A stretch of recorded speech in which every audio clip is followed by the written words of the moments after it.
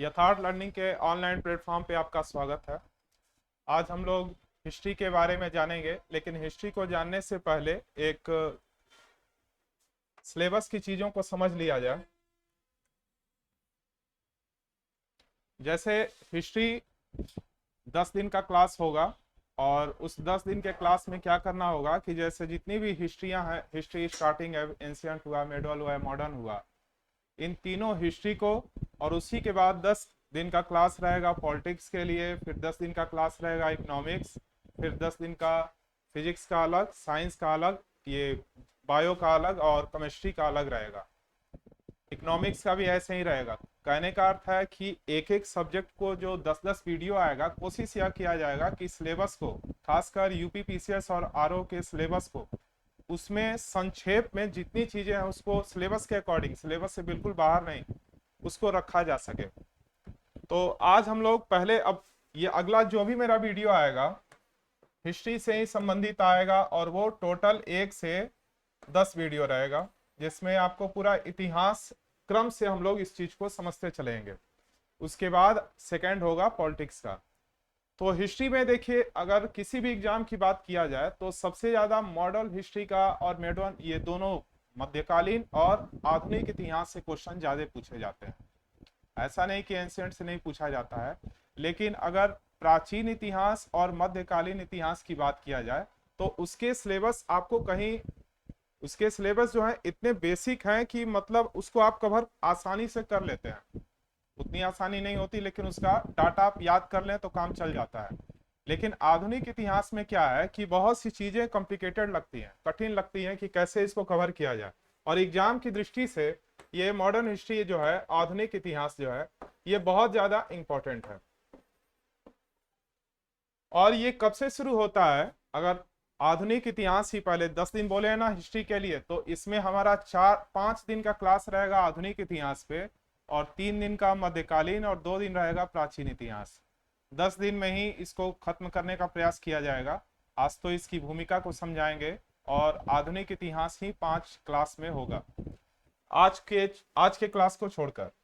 तो देखिए, मध्यकालीन इतिहास जो है, वैसे तो अंग्रेज आए थे सन 1600 में, और 1600 के बाद से ही जो घटनाएं घटी हैं वो आधुनिक इतिहास की तरफ है।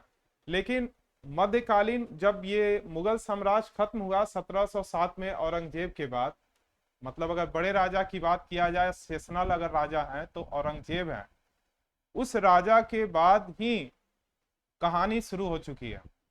वैसे कुछ किताबों में आप पढ़े पढ़े भी होंगे कि 1857 के बाद से आधुनिक इतिहास को जोड़ने की प्रक्रिया ज्यादा रखी गई है, कहीं सन 1600 में पढ़ेंगे। लेकिन जब ये मुगल साम्राज्य समाप्त हुआ, उसके जस्ट बाद की घटना से लेकर के 1947 तक की घटना को, ये सभी आधुनिक इतिहास में रखना जरूरी है। ये मुगल समाप्त है, मुगल काल का समाप्ति के बाद 1707 से लेकर और 1947 तक, इसको रखिए आप आधुनिक इतिहास में। चूंकि ये आधुनिक इतिहास इतना इंपॉर्टेंट क्यों है, बच्चे अभी भी बहुत से ऐसे बच्चे हैं जो ऐसा मतलब बातें रखेंगे कि लगता है कि बच्चा ये समझ ही नहीं पा रहा है कि सर ये जो मॉडर्न हिस्ट्री है, मेडल हिस्ट्री है, ये कैसे विभाजित हुआ है, कैसे इस चीज को सिलेबस के हिसाब से समझा जाएगा। जानने वाले बच्चों के लिए तो बहुत छोटी चीज है, ये अपने आप ही समझ लेंगे, इस चीज को पढ़े हैं।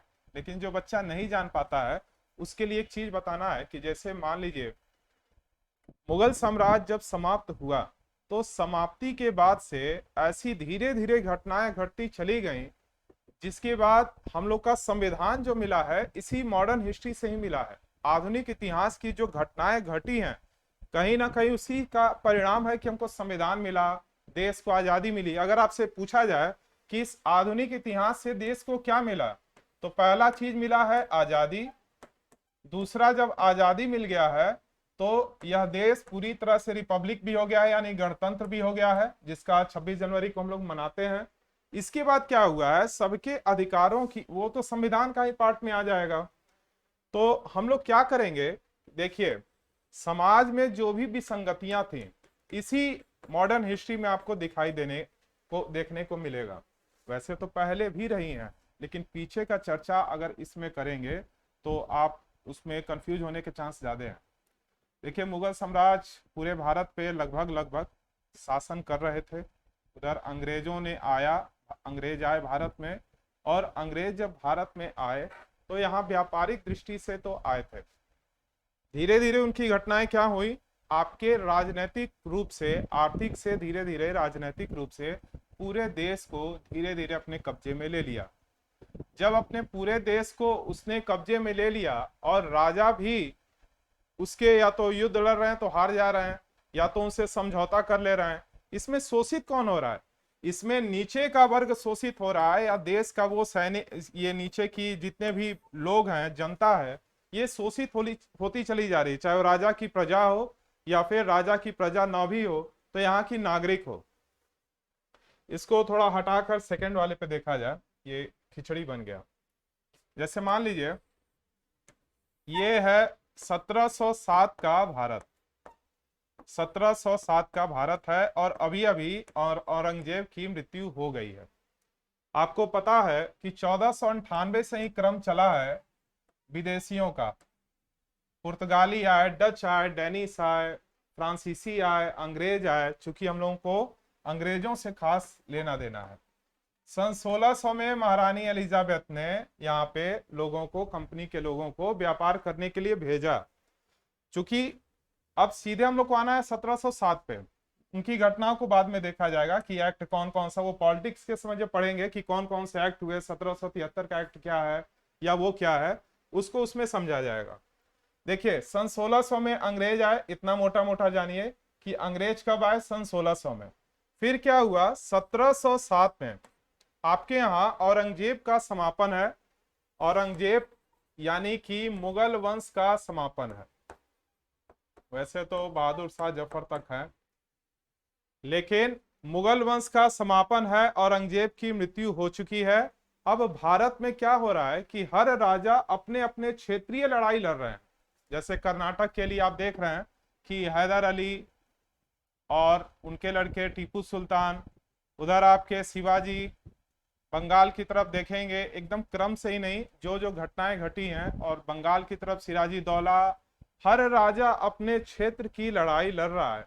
इसमें कोई राष्ट्र रूपी संज्ञा आपको देखने को नहीं मिल रही है। मतलब ऐसी व्यवस्था या ऐसा राजा कोई नहीं दिख रहा है जो पूरे राष्ट्र की समस्या को लेकर के सामने वाले से लड़ाई लड़ रहा।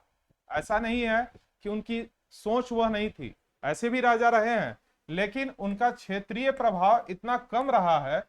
लड़ना तो चाहते थे लेकिन जीत नहीं पाए, और कुछ उसी में समझौता भी कर ले रहे हैं। यानी ये लोग क्या हुआ, अंग्रेज जो है, जो 1707 के बाद से, 1707 के बाद से अंग्रेज आपके यहाँ धीरे धीरे आपके यहाँ प्रभाव और तेज होना शुरू हो गया। 1757 में जब प्लासी का युद्ध हुआ और बक्सर का युद्ध हुआ, तब तो और यह व्यवस्थाएं तेज होती चली गई। प्लासी का युद्ध 1757 में और बक्सर हुआ है 1764 में। उसके बाद तो और रफ्तार से ये सारी व्यवस्थाएं होती चली गई। भारतीय जनता जो थी इतनी क्यों कमजोर और मतलब पूरी व्यवस्था को समझ नहीं पा रही थी। अचानक से इतने लोग क्रम से आ गए जो बाद में देश को आजादी दिला दिए। इस बीच की घटना में ऐसे भारत की व्यवस्थाएं क्यों कमजोर रही हैं? तो पहली चीज देखिए, भारत की समस्या क्या थी, जो आज भी है, कमी हुआ है लेकिन थोड़ा सा उतना नहीं हुआ है। देखिए, यहाँ धार्मिक पक्षपात था, मेरा धर्म अच्छा, उनका धर्म नहीं अच्छा, इस तरह की चीजें। जाति व्यवस्थाएं थी, दास प्रथा था, महिलाओं को मतलब बाल विवाह होता था, इसमें महिलाओं का शोषण ज्यादा होता था। बाल विवाह लिख देते हैं यहाँ पे, बाल विवाह जैसी घटनाएं थी। मतलब सामाजिक समस्या, धार्मिक समस्या, और इन दोनों की समस्याओं से निपटने के लिए, या राष्ट्रीय समस्या जो नेशनलाइज प्रॉब्लम है आपका, इन तीनों घटनाओं से लड़ने के लिए आपके देश में धीरे धीरे लोग सामने आना शुरू कर दिए देश की आजादी के लिए। ध्यान रहे, ये पहला क्लास नहीं है, इसमें केवल हम लोग मॉडर्न हिस्ट्री के बारे में केवल चीजों को एक साथ समझ रहे हैं। उसके बाद जो 10 क्लास बोल रहे हैं उसमें पहला क्लास आपका 1707 से घटना का क्रम से होगा। यहाँ तो बस चीजों को समझना है कि हम लोग को क्या क्या इस चीज में, हिस्ट्री में, मॉडर्न हिस्ट्री में क्या देखना है। तो देखिए फिर से वही बात कि हमारे यहाँ धर्म को लेकर, जाति को लेकर, दास, महिला या बाल विवाह, यह सब घटनाएं जो थी आज भी होती हैं। बड़े बड़े देशों में भी देखे होंगे, आप सुने होंगे कि नस्ल भेद चलता है। कुछ देशों में आज भी, अमेरिका जैसा देश इससे वंचित नहीं है। इसके अलावा जाति व्यवस्थाएं भी हैं, और इससे भाषा के आधार पर भी लड़ाई हो जाती है। क्षेत्रवाद होता है कि मेरे क्षेत्र के हैं, या फिर भाषाओं के आधार पर लड़ते हैं। राज्य देखते हैं कि अरे आप इस राज्य से हो, आप उस राज्य से हो, आप इस पूर्वांचल से हो, या आप उस क्षेत्र से हो। क्षेत्रवाद होता है। या फिर हर एक मैटर में, आपके इस समय भारत आजाद होने के बाद आप देखेंगे कि भाषाई आधार पे, क्षेत्र के आधार पे, सांप्रदायिक आधार पे, या फिर लिंग के आधार पे, नस्ल के आधार पे, ये सब भेदभाव तो आज भी होता है। क्वांटिटी कम हो लेकिन होता तो जरूर है। तो करना क्या है कि उस समय, अब फिर हम लोग वापस आते हैं ये 1707 के बाद की घटना को। हमारे यहाँ धर्म, जाति, दास या महिला या लिंग या बाल विवाह जैसी घटनाएं बहुत ही नॉर्मल थी। इससे पीड़ित जो हमारी जनता थी, यानी हमारे अगर एक एक धर्म को उठाते हैं या फिर किसी भी जाति को उठाते हैं, तो उसमें अब क्या देखते थे कि महिलाओं की बात करें या दास की बात करें या जाति की बात करें, ये बहुत ज्यादा शोषण होते थे। क्या आज की समय में कोई जाति या धर्म या लिंग को छोड़ा है? नहीं छोड़ा है। लेकिन उस समय के दौर में और इस समय के दौर में, यानी जाति उस समय भी थी, धर्म भी उस समय था, जाति इस समय भी है, धर्म इस समय भी है, लेकिन उस समय कट्टरता था और इस समय कट्टरता नहीं है। इन दोनों के बीच के गैप को आपका संविधान भी भरता है और आपकी शिक्षा भी भरती है, एजुकेशन। जब व्यक्ति शिक्षित हो जाता है तब उस चीजों को तौल पाता है कि हमारे लिए यह समस्या है, ये इस धर्म की वजह से किसी का शोषण हो रहा है। इस चीजों को, धर्म को इतना ऊपर ना उठा दें, जाति को इतना ऊपर ना उठा दें, या फिर नस्ल को या क्षेत्र को या भाषा को इतना ना उठा दें कि सीधे सीधे आप राष्ट्र को चैलेंज करने लगे। एक एक ले को लेकर सभी लोगों ने सामने आए। राजा राम मोहन राय आए। जाति में आप भीमराव अम्बेडकर का नाम अभी देखिए 14 अप्रैल आया है। भीमराव अम्बेडकर के बारे में एक चीज जान लीजिए, इनके बारे में, चूंकि ये पूरी सिस्टम में उनकी भी कुछ समस्याएं थी। उनका उद्देश्य क्या था कि यहाँ से दास हो, महिला हो या जनजाति वर्ग हो, आरक्षित वर्ग हो, उनको इस समाज में, इस सोसाइटी में उतना रोल मिले जिसके वो हकदार है। हाल ही में अभी 14 अप्रैल को भीमराव अम्बेडकर का जयंती भी हुआ है। 14 अप्रैल 1891 में उनका जन्म हुआ था और इस समाज में उन्होंने इतना बदलाव लाया संविधान में। अब सोच लीजिए, आरक्षण की तो बात ही खत्म है, इन लोगों को उस नए रूप में लाने का इतना अथक प्रयास किया। एक नॉर्मल व्यक्ति, जो संविधान नॉर्मल व्यक्ति से महान व्यक्ति बना, इस व्यक्ति के साथ इतना समाज में, अब सोच लीजिए, पानी नहीं पीने दिया जा रहा है इस व्यक्ति को, पढ़ने में दिक्कत, छूने, इसको मंदिर में नहीं जाने दिया जा रहा है, और उसके बाद भी ये हाथापाई नहीं किए कि अगर हमको ये नहीं किए तो हाथापाई करने लगे। अपनी पढ़ाई को बढ़ाते रहे, समाज में बदलाव लाने के लिए इतना आगे बढ़ गए कि 3-3 PhD कर डाले, विदेशों से पढ़ाई किए, लंदन से पढ़ाई किए, अमेरिका से पढ़ाई किए। इनके पास खुद ही, अब सोच लीजिए, 35 हजार किताबें इनके घर में रहती थी। इतनी ज्यादा लाइब्रेरी पूरा तैयार कर रखे थे। और इतनी पढ़ाई करने के बाद संविधान में जब ये बदलाव लाए और इस कानून में ये प्रारूप समिति के बाद में अध्यक्ष बने, तो इतना ये चेंजिंग लाए। इन्होंने क्या महसूस किया कि जब तक जाति या फिर लिंग या महिला या बाल, ये जो शोषण हो रहा है, जबकि ये बाल विवाह खुद भी किए थे, क्योंकि उस समय बाल विवाह का ही प्रचलन था। बाद में चीजों में, समाज में बदलाव आया। तो यानी ये जो चीजें आपको दिखाई दे रही हैं, सीधा तौर पे लिखा जाए तो सामाजिक, धार्मिक और आर्थिक, ये तीनों बदलाव लाने में हमारे समाज के बहुत से लोगों ने अपना अपना रोल निभाया। चाहे राजा राम राय हो, राजा राम राय, और ये दयानंद सरस्वती हो, जितने लोगों का नाम ले लीजिए, स्वामी विवेकानंद हो, या किसी का भी आप उठाते हैं, आर्य समाज हो, ब्रह्म समाज हो, देव समाज हो, एशियाटिक सोसाइटी हो, जितने भी हैं, ये लोगों का अपना उद्देश्य था कि समाज में जो विसंगतियां हैं उसे दूर किया जाए। और 1885 में ही आपको पता होगा कि कांग्रेस की भी स्थापना हो गई है। कांग्रेस का मतलब है कि इस आपकी समस्या को, जन की समस्या को दूर करने वाला एक कम से कम पार्टी मिल गया है जो इस पूरे राष्ट्र की समस्या को सामने प्लेटफॉर्म पर अंग्रेजों के सामने रख करके अपने अधिकार की बात कर पाए।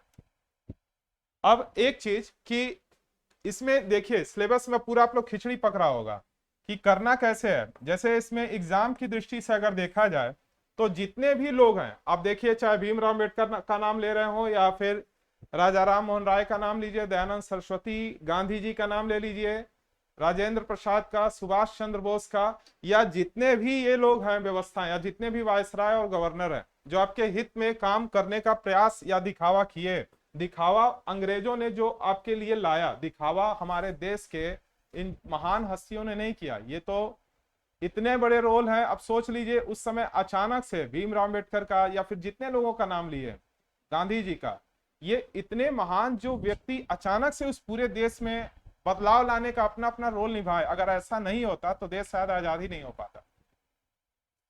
तो करना ये है कि आपको हम एग्जाम की दृष्टि से बोल रहे थे कि 1707 से लेकर के 1947 की जितनी घटनाएं घटी हों, आप करेंगे क्या कि जितनी समाज में जो चेंजिंग लाने वाले एक एक सज्जन हैं, चाहे एक एक व्यक्ति का नाम उठाएंगे कि इनका क्या रोल है। गांधी जी अगर हैं तो गांधी जी अगर भारत में इनकी एंट्री हुई है, एंट्री मतलब सिलेबस के अकॉर्डिंग अगर इनकी एंट्री हुई है तो गांधी जी आजादी तक अपना कौन कौन सा नेतृत्व किए और उस नेतृत्व से देश को किस परिघटना में कौन सा फायदा हुआ है। भीमराव अम्बेडकर को उठाएंगे, उन्होंने इस देश के लिए क्या दिया है, जाति व्यवस्था के आधार पर कमजोर तबके वर्गों को उठाने में अपना कौन सा भूमिका निभाया है। या फिर सुभाष चंद्र बोस को ले लें, भगत सिंह को ले लें, या फिर सामाजिक धार्मिक दयानंद सरस्वती, राजा राम मोहन राय, ऐसे महान लोगों को भी आप सामने एक एक लोगों को सामने रखेंगे, अचानक से नहीं, सबको एक एक जब पकड़ करके निकालेंगे तब आपको दिखाई देगा कि समाज में ये लोग जब बदलाव लाने का प्रयास किए हैं तो इन सभी में एक चीज कॉमन रहा है कि शिक्षा का स्तर सभी के पास बड़ा ही मजबूती के साथ रहा है।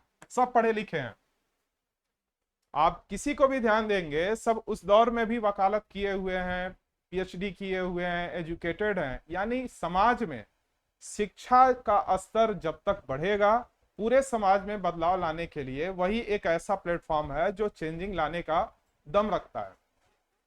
आप देख ही रहे हैं सामने कि 1707 से लेकर के 1947 के जो दौर चले हैं, इसी दौर में जब जब जितनी भी ये समस्याएं हैं, इसके अलावा भी हैं, चाहे धार्मिक समस्या हो, जातिगत समस्या हो, दास का हो, महिला का हो, बाल विवाह का हो। छोटे बच्चियों का सोचिए, 12 साल में शारदा एक्ट हुआ, ये जितने भी एक्ट बनाए गए धार्मिक ये आंदोलन में, छोटे बच्चों का विवाह हो जा रहा है। वो क्या करेगा, छोटी लड़कियों को, यहाँ तक कि कुछ बंगाल में और राजस्थान में छोटी महिलाओं को मारकर, छोटे में मार भी दिया जाता था ताकि उनके विवाह में हमें किसी प्रकार का सामना ना करना पड़े। और विवाह हो जाने के बाद अगर किसी का हस्बैंड मर जाता है तो महिलाएं क्या है, उसको कोई टच नहीं करता था। विधवा पुनर्विवाह जैसी व्यवस्थाएं भी इसकी समस्या में गिनी जाती हैं। और उसके बाद छोटे बच्चे हैं, दास व्यवस्था, ये लोग अलग ही है। यानी समाज में पूरी तरह से विसंगति फैली हुई है। आपको गुलाम बनाना तो उनके लिए बहुत आसान रहेगा। इसको एक उदाहरण गांव से समझिए। आप एक गांव में जब जाते हैं, आज भी चले जाइए किसी गांव में, मान लीजिए गांव है, इस गांव में आप जाते हैं तो क्या देखते हैं कि कुछ कार्य जो हैं जातिगत होते हैं, जो कि अच्छा है, उद्योग के लिए अच्छा है। और कुछ लोग जो होते हैं जिनके पास खेत उत हो ही ना, वो क्या करता है, दूसरे के खेतों पे, आधा पट्टी ये सब पे निर्भर रहता है कि कोई काम मिल जाए, वो निर्भर रहेगा। और कुछ लोग इसमें बहुत मजबूत स्थिति में होते हैं जो पूरे गांव पे लगभग पूरा कमांड बनाते हैं कि पहले एक गांव को समझा जाए। ये 1707 का समय है, उसके बाद घटना रहेगी 1947 तक की। इस गांव में क्या दिखाई दे रहा है कि ये कुछ घर हैं जो केवल अपने जातिगत रूप में काम को आगे बढ़ा रहे हैं। गांव में ऐसा होता भी था, यादव हैं तो दूध का काम, लोहार है तो लोहा का काम, सोनार है तो सोने का काम, धोबी है तो धोबी का काम, यानी कुछ काम तो हमें जातिगत रूप में मिला हुआ था। ठीक भी है, उद्योग मिला हुआ है उस दौर में अगर देखा जाए तो ये तो इसमें बहुत सी चीजें आज भी मौजूद हैं, क्वांटिटी बहुत कम हो गया है, तो जातिगत रूप में ये मौजूद है। ऐसा नहीं कि इनके पास खेत नहीं है, खेत भी है, लेकिन ये कुछ वर्ग हैं जिनके पास ना खेत है ना कुछ है। और ये वर्ग है कि यहाँ जो किसान, यहाँ के जो मजबूत किसान है, इनके पास सब कुछ है। तीन सिस्टम आपको दिखाई दे रहा है, मध्यम, बिल्कुल खत्म, कमजोर तबका और स्ट्रांग तबका। एक छोटे से गांव में आप एक ऐसा फंक्शन तैयार किए हुए हैं जो आपको तीन तरह के प्रारूप दिखाने को दिखाई दे रहा है। और इनकी संख्या, सबसे अजीब बात यह है, इनकी संख्या सबसे ज्यादा है। अब अंग्रेजों को शासन करने के लिए, अंग्रेजों को अपने नीतियों को इन लोगों पर, इस गांव पे अगर कंट्रोल करना है तो या तो इनको पक्ष में मिला लिए, या तो इनको युद्ध में हरा दिए, या तो इनके साथ समझौता कर लिए। अगर इनको कंट्रोल में कर लिए या इनको हरा दिए तो इस गांव पर कब्जा करना उनके नीतियों से आप ऐसे ही शोषित हो जाएंगे। और यही पूरा गांव पूरे भारत के अकॉर्डिंग में समझ लीजिए। तो हुआ क्या, अब इस गांव में मान लीजिए समस्या है बाल विवाह की, इस गांव में समस्या है बाल विवाह की, तो इसके लिए अन्य लोग फटाफट निकलना शुरू हुए। वही राजा राम मोहन राय का नाम लीजिए, दयानंद सरस्वती, ये समस्या है समाज की। इसी गांव में विधवा पुनर्विवाह की समस्या है, उसको भी उठा लीजिए। न ये दास प्रथा की व्यवस्था है, इसको भी उठा लीजिए। उसके बाद महिलाएं, जब पति हस्बैंड मर जाते थे तो उनको जला भी दिया जाता था। कई जगह आपको नरबलि प्रथा भी था, कुछ जातिगत व्यवस्था में आप उस पूरब के क्षेत्र में चले जाएं तो वहां यह भी देखने को मिला है। तो ये जो समस्याएं हैं, जितनी भी समस्याएं जो शिक्षा के कारण समस्याएं बनी हुई थी, उसको दूर करने के लिए फटाफट लोगों ने अपने समाज में बदलाव लाने के लिए अपने अपने बातों को रखा। कुछ ने कहा कि देवी देवताओं पर या फिर जितनी मूर्तियां उस पर भरोसा नहीं करनी, मतलब आपके धर्म को और आपके बीच जो, अगर आपका धर्म के आप शिकार हो जा रहे हैं, या धर्म की वजह से आप पीछे हो जा रहे हैं, या फिर आप लिंग की वजह से पीछे हो जा रहे हैं, तो आपको आगे लाने के लिए इस बड़े व्यक्तियों ने समाज में बदलाव लाने के लिए कितना चैलेंजिंग होगा सोच लीजिए। गांव में आज भी इस चीज को अगर आप समझाएं तो सही ढंग से समझा नहीं पाएंगे, क्योंकि लोगों के जहन में ये चीजें बैठी हुई हैं कि ये हमारे धर्म या हमारी जाति या हमारे क्षेत्र या हमारे भाषा या फिर ये हमारे एरिया के विरुद्ध है। इसलिए ये गांव में आसानी से अभी भी मौजूद है। संख्याएं अब तो बहुत, देश आजाद होने के बाद तो अब तो अपराध है, लेकिन उस जमाने में 1947 तक की घटनाएं ये चलती रही हैं।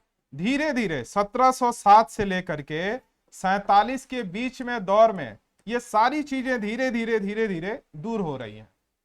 1885 में आपके यहाँ कांग्रेस का जब गठन हो गया तो एक पार्टी मिल गई ना, एक क्षेत्र के रूप में आपकी समस्या को सामने रखने वाली, तो वो भी बोलने लगी और उसके पक्ष में लोग धीरे धीरे आगे आने लगे। अब देखिए यहाँ एक चीज, ज्यादा इस पे नहीं डिटेल करेंगे, लंबा हो जाएगा। जैसे समाज में उतनी भी संगतियां थी, उसको दूर करने के लिए जब लोगों के पास सुविधाएं नहीं थी, यहां तक कि आपको अंग्रेजों से लड़ना है, समाज के अशिक्षित लोगों से लड़ना है, समाज के, और उस समाज की संख्या बहुत बड़ी है, इतना आसान नहीं है, ना ही कोई संचार का माध्यम है, ना ही आपके बातों को समझने वाला शिक्षित समाज है। कितना बड़ा चैलेंज है। और जब इतना बड़ा चैलेंज है फिर भी लोगों ने हार नहीं माना। आप देखेंगे, खुद देखिए, 1900 से लेकर 1947 या 1707 के बाद से 47 के बीच इतने बड़े लोग जो देश के हित में आए हैं, वो आपकी कितने क्रम से लगातार आते चले गए, जो कि ये भूमिका दिखाई देने को मिलती है। आप क्या पाएंगे कि 1707 से लेकर 47 तक की आजादी के बीच ये जितने भी लोग हैं जो समाज में बदलाव लाने का प्रयास कर रहे हैं, उनकी भूमिका आज के नए पीढ़ी को कम से कम यह भी सीखना चाहिए कि जब भीमराव अंबेडकर की बात कर दे, अगर हम, भीमराव अंबेडकर से आज के युवाओं को यह समझना चाहिए, सीखना चाहिए, जो व्यक्ति 20-20 घंटा, 18-18 घंटा केवल इसलिए पढ़ाई करता था क्योंकि समाज के इस कमजोर तबके को या इस वर्ग को हम समाज में उनके अधिकार को दिला पाए आज, और जबकि उसके पास साधन नहीं है समाज में बदलाव लाने के लिए, कोई साधन नहीं है, फिर भी स्कॉलरशिप में पढ़ाई की है, विदेशों में इतनी विसंगतियों को झेलते हुए आज आप किसी क्लास में चले जाइए और आपके साथ भेदभाव हो तो आप मेरे ख्याल से या तो हाथापाई पे उतारू हो जाएंगे या फिर उस स्कूल से अलग ही हट जाएंगे। और वहां एक दो स्कूल की बात नहीं हो रही, पूरा सोसाइटी की बात हो रही है, पूरे समाज में रहना मुश्किल हो जाएगा। और उस परिस्थिति में हार ना मानते हुए इतनी बड़ी पढ़ाई किए कि इनसे लोग डिबेट करने से पहले 100 बार सोचते थे कि भीमराव अम्बेडकर से कैसे डिबेट किया जाए। अरे हर धर्म को पढ़ लेते हैं, हर जो सब्जेक्ट से उठाइए, राजनीति में किया, इकोनॉमिक्स में किए और पॉलिटिक्स में किए, विधि में किए, एलएलबी किए, और उसके बाद हिंदू धर्म हो, मुस्लिम धर्म हो, हर धर्म की सब कुछ, गीता हो, बाइबिल हो, सबको पढ़ गए। और पढ़ने के बाद आपको पता ही होगा कि बाद में इन्होंने बौद्ध धर्म अपनाया, वो अलग, उसकी बात हिस्ट्री में की जाएगी। लेकिन यहाँ सामाजिक चीजों को देखा जाए कि उन्होंने समाज में लाने के लिए कितनी कड़ी मेहनत की। आज के युवा को इस चीज को सीखना चाहिए कि एक, जबकि इतने साधन आपके पास हैं, अगर आप सीखना चाहें तो आपके पास इतने साधन हैं, तो आजकल के युवा उस चीज को नहीं फील कर पा रहे हैं। तो समाज में आज भी ये जितनी भी समस्याएं, क्या समस्याएं खत्म हो गई हैं? बाल विवाह नहीं हो रहा है, विधवा विवाह नहीं हो रहा है, ये तो मान लीजिए खत्म हुआ है। क्या क्षेत्रवाद खत्म हुआ है? नहीं हुआ है। नस्ल भेद खत्म हुआ है? अमेरिका जैसे देश में भी अभी भी वो चीजें देखने को मिल जाती हैं। भाषा के आधार पर लड़ाई होती ही है। अब तो नदियों को लेकर लड़ाई हो गया है कि मेरी एक कावेरी जल विवाद है, तीस्ता नदी जल विवाद है, क्षेत्रवाद होता है। यहां तक कि पढ़े लिखे तबके भी इस चीज को भले ना माने लेकिन होता है, और इसके शिकार आए दिन लोग भी होते रहते हैं। खैर वो मैटर नहीं है, हम लोग को क्या करना है, देखिए आपको यहाँ क्या पढ़ना क्या है। 1707 से लास्ट चीज है कि क्या पढ़ना है। हमें पढ़ना है जितने भी धार्मिक, सामाजिक और आर्थिक, ये राजनीतिक आंदोलन हुए हैं, चाहे धर्म को लेकर आंदोलन हुए हो, सामाजिक आंदोलन हुए हो या राष्ट्रीय आंदोलन हुए हो, उसमें जिसमें भूमिका जिसने निभाई है उसे पढ़ना है। दूसरा किसे पढ़ना है, एक एक व्यक्ति को उठाते हुए, चाहे गांधी जी हो, भीमराव हो, राजेंद्र प्रसाद हो, चंद्रशेखर आजाद हो, आपको एक एक पेज के हिसाब से, वैसे तो हम बताएंगे ही, लेकिन करना भी यह चाहिए कि ये व्यक्ति है, इनका जन्म कब हुआ है। जैसे भीमराव की बात करें तो महो में इनका मध्य प्रदेश में जन्म हुआ है।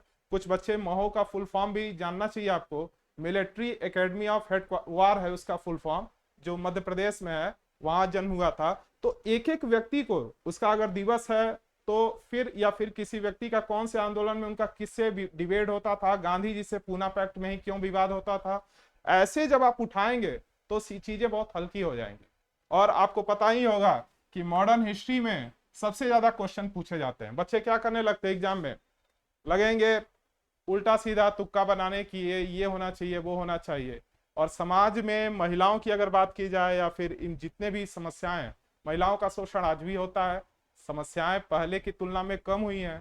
पहले तो शिक्षा उनको मिलता ही नहीं था, अब कम से कम उन्हें शिक्षा मिल रहा है। तो महिलाओं को भी इसमें क्या करना चाहिए कि अपने शिक्षा के लेवल को काफी बढ़ाना चाहिए, तभी आप समस्या को दूर कर पाएंगे, वरना मुश्किल होगा। और वही नहीं, हर क्षेत्र के लोगों को, आज आप देखेंगे कोई जाति, कोई धर्म, कोई वो विवाद तो नहीं होता है, लेकिन सबके जाति और धर्म सबके साथ भी है। तो इन दोनों की गैपिंग को शिक्षा ने दूर किया है, और उसी शिक्षा को आपको भी क्या करना होगा, मजबूत करना होगा। खैर अब मेरा पहला टॉपिक होगा उस दिन, जो अगला वीडियो आएगा, धार्मिक, सामाजिक, आर्थिक, राजनैतिक आंदोलन में जिसने जो भूमिका निभाई है उस पर बातें की जाएंगी। चलिए ठीक है, आप पढ़ाई करिए।